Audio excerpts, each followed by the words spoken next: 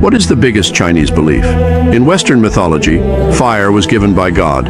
In Greek mythology, it was stolen by Prometheus. And in Chinese mythology, it was made by drilling wood to make fire. And it was made by gritty friction. In the face of the Doomsday Flood, the West took refuge in Noah's Ark, but in Chinese mythology, their ancestors fought the flood and the disaster. If you read Chinese myths, you will find their stories incredible. Throw away the plot, find the cultural core of the myth, you will find only two words: fight. If a mountain is in front of their house, they move it away. Such a spiritual core, Western mythology does not exist.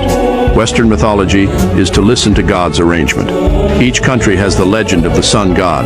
In tribal times, the sun god has absolute authority. Throughout all the myths of the sun god, you will find that only the Chinese myths have the courage to challenge the sun god story.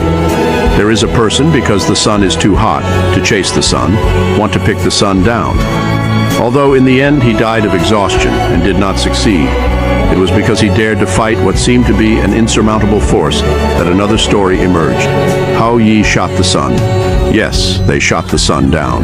The Chinese ancestors used this story to tell their descendants that they could lose, but they could not give in. The Chinese people grew up listening to such fairy tales.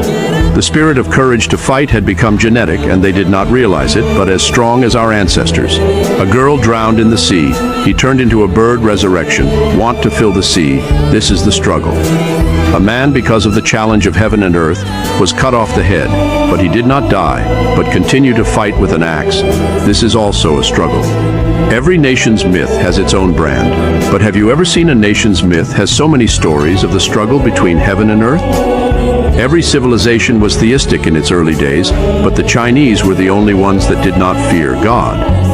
Heaven and earth are inhumane, to all things for the cud dog, said is to survive on their own, cannot rely on heaven.